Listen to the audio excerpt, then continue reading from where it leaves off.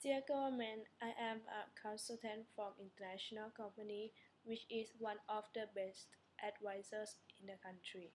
As the stakeholders of this town, I would like to present my company's recommendations. Because we all know that this town is not a big town, it has a center industry of farming. This town has two secondary schools, a high school, a hospital, five police officers, a fire beach, and a government office. These are the things that been provided by the state itself. So there are also private companies, but it's not a big private sector one. Based on what I said, there are, there are not many secondary industries in this town. The mainly are primary industries and tertiary industry like coffee shop, restaurant, hair salon, a car wash service. As I said in the beginning that this town is a small town, which means that people in this town are well known among themselves, so crime here is not a big deal at all. There are not many problems until guess what they found in this town? They found a natural gas beneath the ground. So what are the effects of this? So, isn't it a good thing that we have a natural gas beneath our ground? If you say it is a good one, so it is a good one. But some may say that there are nothing good about this. Let's see, what can I come up with both sides of good and bad of the natural gas? There will be lots of people who move and migrate into this town, which make this town become more benefits by social benefits and resource allocations. It also allows public sectors and private sectors to be able to earn some more profit from the foundation of natural gas. In order to survive, it also allows unemployed workers to have some jobs and earn some money to live on the basic needs. A secondary industry like car industries, machinery industry, and food manufacturers may step in to set up because the dealing gas needs more capital. This is called capital intensive. So the most benefit group in this will be private tertiary industry like a restaurant, a hair salon, or this kind of massage shop. Why? Because after workers done with their work in a day, they might want to have a place that they might chill out or have some time to relax. So this will be the most benefit. As the rate of population is increased, it also lights up the GDP in this town, which will improve the town. But as we all know, if there are more people, the economic growth increase. The next step will be the higher in taxations. These are the benefits part if you are having a natural gas in the town. Let's see for negative ones. The most effect part that we can see are the pollutions. Pollution may come from air, water, and sound. Air, this will come from the gas like sulfur dioxide, carbon monoxide, which affect our lungs. Therefore, if we breathe in the not breathing, I mean, if we drink the water that are the mixture of chemical wastes, we might not know. Even we boil it, we cannot see with our naked eye. Also, the sound pollutions.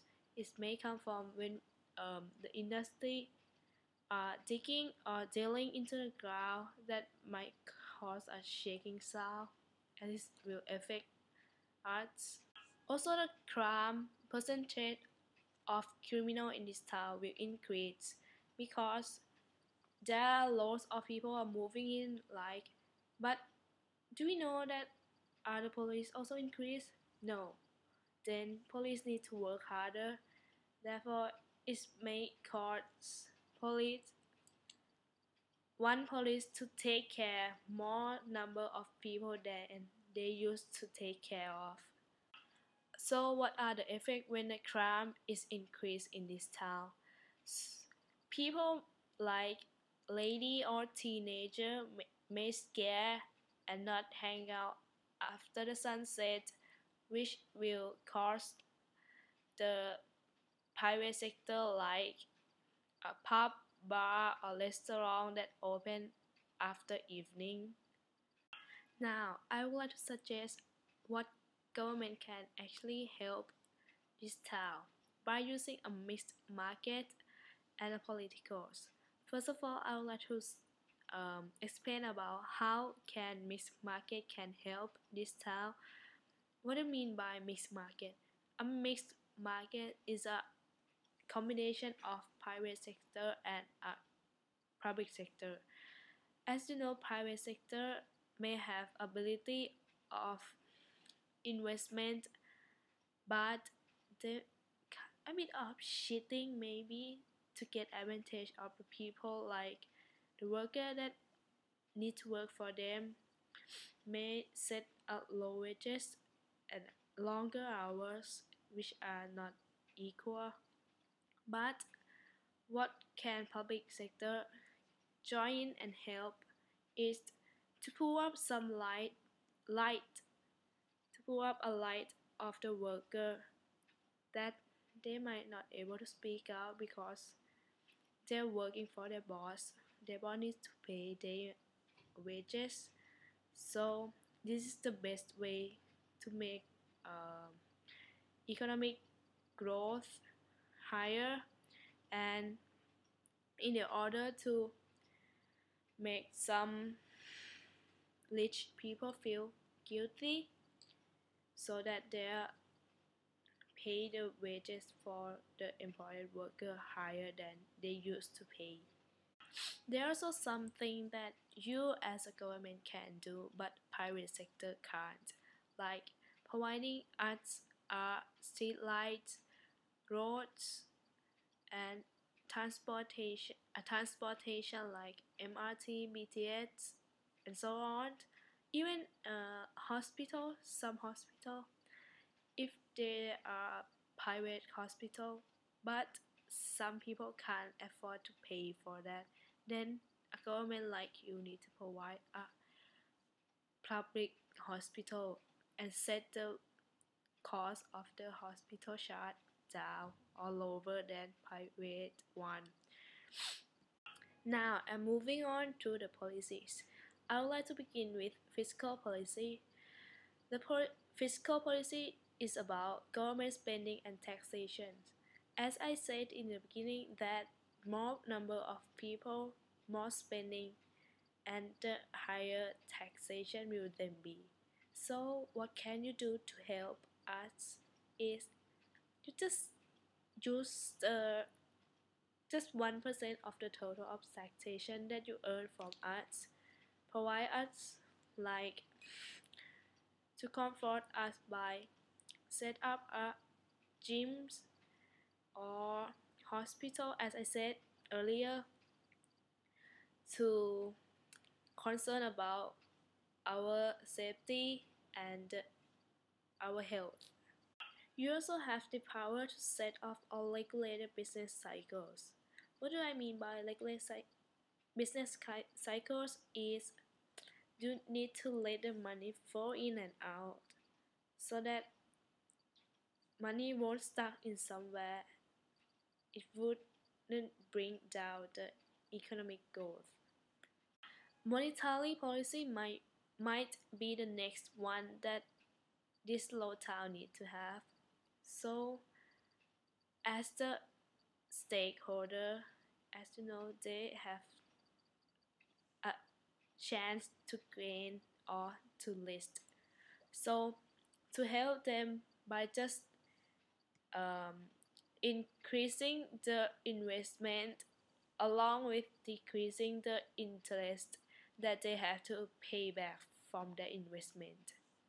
Also, the people that move into town might not come from this country, so what you can do is just decrease the rate of interest of the exchange of money so that you can charge them by indirect tax or indirect goods that they buy, like a snack in supermarket or food that they buy. They already been charged, they might not know. The last one obviously is going to be supply side policy. You are taking part of the production of goods and service, even export and import. So what can you do to help us? The supply side policy is the economy's ability to supply more goods is the most effective way to stimulate economic growth.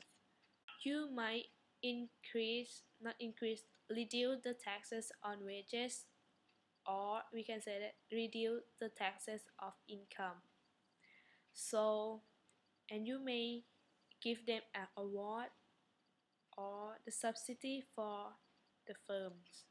You may also need to supply more education in this town because as you can see there's only 3 schools in this town, which is not enough if many people move in. So it may causes the unskilled teachers also. That should be the one that you need to bring in. As the conclusion, all the things that I've been told you are the most important one, which means that if you miss out something, it's like you making a hole on the wall. If you not block it, something is going to happen later on. So I hope this video may guide you a way to success to help this slow town. Thank you.